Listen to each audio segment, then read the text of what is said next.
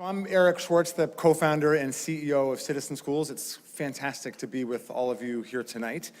I was convinced, again, as if I needed to be, that this work is changing the country and that this work is changing kids' lives in very deep ways. And then if we can find a way to keep spreading this model and to keep bringing it to more kids, more time, more real-world learning, many more talented adults, much more love in kids' lives, we can fundamentally change the country. And particularly, I want to start by thanking our staff, all the campus directors, all the teaching fellows at Citizen Schools who are every day discovering and inspiring new Evelises. I want to thank you, and you've paved the way. You have paved the way for amazing leaders across our network in 18 cities across the country. People like David Jose, who is one of our new campus directors in Newark, New Jersey.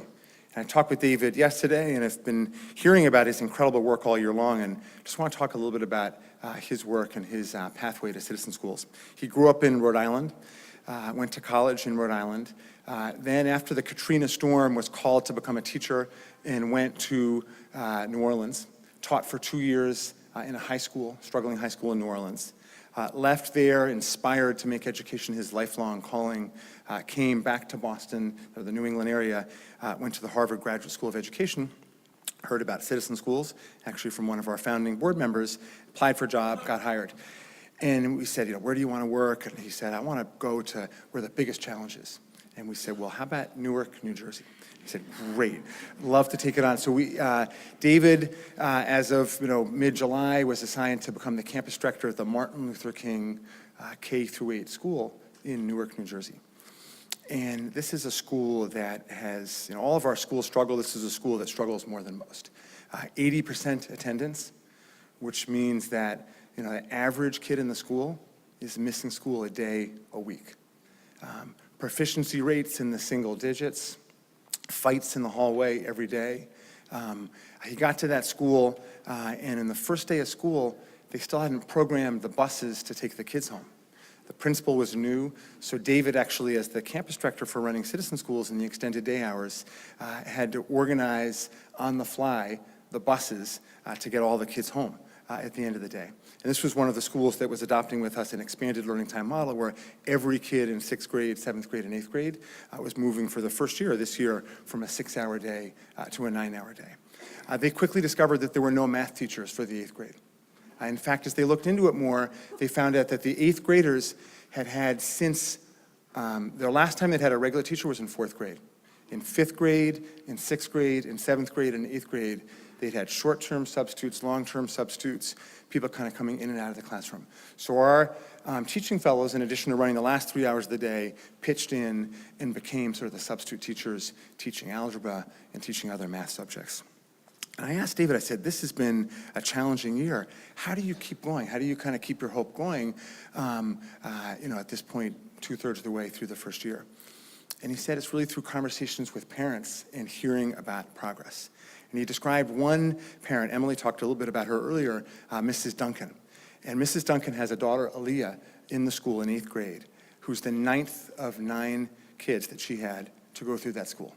So she's been Mrs. Duncan putting kids through the Martin Luther King School for 25 years. And she came to David early in the year and said, David, you guys are providing experiences for these kids that none of my 9 kids have had. I'm already seeing Aaliyah like school in a way that none of my other kids have liked school. I'm seeing her do better in math. I'm seeing her get engaged. I'm seeing her starting to think about college. Mrs. Duncan worked actually at Dunkin' Donuts, and David loves coffee, and she would bring in coffee to him every day. And in January, she said, David, I can't believe your team hasn't quit yet. We have had so many partners in this school over the 25 years I've worked here, and no one makes it more than 3 or 4 months. Kids see the challenges and they give up, and I really give your team props for sticking it out and sticking here for the long haul. So David said it's conversations like that, it's kids like Aaliyah, it's moms like Mrs. Duncan, it's a sense of progress, it's a conversations he has every day in the lunchroom with 5th graders. It's a K-8 school, but the expanded learning time until 6 p.m. is only for the 6th and 7th and 8th graders. And David said, in the beginning, the little kids didn't even know what this was, and they certainly didn't want more school. But now every day he's got tons of 5th graders coming up to him saying, Mr. Jose, can we stay? You know, next year, is it going to be like this? Can we stay longer? Can I stay just for today or just for this week? And he said, because of that, because of parent meetings, they had 150 parents at a community meeting recently, and the city was talking about their plan to bring expanded learning time to other schools and brought up citizen schools, and there was an ovation from the parents, like, this program is bringing our kids what we need. So David said, yes, it's hard. Yes, the progress is slow. Yes, we have a long way to go before we get to where the Edwards and other citizen school success stories have gone, but I feel we're making progress, and I know I love this work. So thank you to all the staff members in Boston and beyond who do this incredible work, like John, like David, and others. I want to thank also the amazing partners of Citizen Schools and the parents of Citizen Schools. In the room, we have Mike Sabin and other principals we work with. We have parents, community partners, Mayor Menino, and you guys have paved the way for us to work with incredible partners across the country. So we're in New York City. We had 50 schools apply to work with Citizen Schools, and we picked 2. We had the capacity to pick 2. We're in Oakland, seeing the same thing. Durham and Charlotte, North Carolina, seeing the same thing.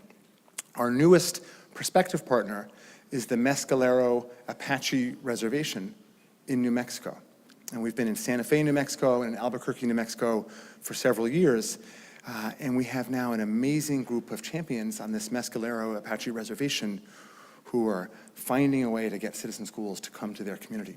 And it started with Ashley Ivins, who grew up, she's an Anglo woman, grew up about half an hour from the reservation. Her parents had done some work on the reservation, and she became a teacher there. She's a science teacher. She's an award-winning math and science teacher.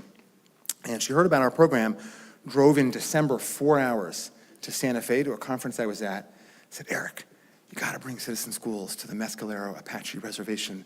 I drove here 4 hours. I've got some colleagues with me. We gotta talk about it. I said, fine, let's talk about it. And so she went on to tell the story of a community that's suffering from the highest teen suicide rates in the state, that has like 1%, 2%, 3% proficiency rates, incredibly high unemployment, but still has a sort of native reservoir of hope and a desire, obviously, to think things better. She then organized the tribal elders and a group of parents and others and other people from the school to come see Citizen Schools in action in Santa Fe, in Albuquerque, and 15 of them, in both traditional dress and modern dress, came about a month ago to Boston. And they, I think, went to the Orchard Gardens campus that's been talked about tonight in Roxbury. And they came out of that, and then they had a community meeting back on the reservation. There was an overwhelming vote among the people at the community meeting that we want to partner with Citizen Schools. And Sue Goodwin, my colleague, who's the executive director of Citizen Schools New Mexico, got a chance to meet 3 of the elders. And the 3 of them were talking about their own educational trajectory. They're all grandmothers. They're all raising their grandkids. They all have husbands who've either died or are in jail. And their own kids have either left the reservation after having their children, their grandkids, or weren't able to raise their kids. So these grandmas were a central part of bringing us in. And when the vote was finally taken by the tribal elders to embrace Citizen Schools, to dedicate money to bringing Citizen Schools in, and to vote to have this partnership, these women all hugged Sue and cried and said, Sue, this is the greatest thing that has happened to the youth of this community in a very, very long time. So that demand for Citizen Schools in the farthest reaches of this country, it came out of this room. And it came out of people in this room who've done this hard work for 15 years and have created interest in other communities across the country. I want to thank also all the corporate supporters of Citizen Schools and the big foundation supporters, WilmerHale, and Bank of America, and Google.